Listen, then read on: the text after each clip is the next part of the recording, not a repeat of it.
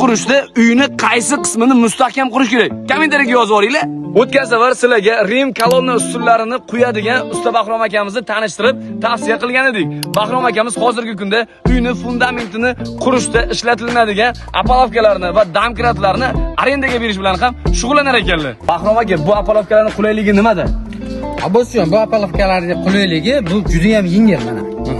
Bu koreyskiy texnologiya asosida yaratilgan, bu finskiy faneradan qilingan, oddiy temir yoki yog'och apolovkalardan juda ham yengil mana.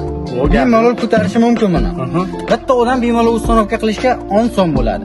Oldingi temir apolovkalarni ustalarimiz ko'tarib, bellarda grijalar orttirishganda, aynan ana shu narsani oldini olish uchun Koreyada o'zini qadrini biladi. Aynan mana shu apolovkalar bilan bemalol uylarni 2-3 oylik uylarni bir oyda bitirish mumkin. Kolonnalarimiz ishlab turish uchun donkratlarimiz qo'yiladi, ya'ni beton qo'yilgan paytida og'ib ketmasligi uchun. Bunga umuman mix ishlatilmaydi. Aynan o'zining mana shunday maxsus shtonkalari bor. Bu apolovkaning mana shunday maxsus joylariga o'rnatilinadi. Bu apolovkalar orqali 10 kishilik jamoani bir oyda qiladigan ishini bir haftada qilsa bo'ladi. Gap yo'q. Hurmatli do'stlar, quyidagi raqamlarga murojaat qilaverasizlar. Bahrom akamizni o'zlari svyazdali eng sifatlilarini, hamyonboblarini bundan ham chiroyli narxda kelishtirib beraveradilar, ob'yomga qarab.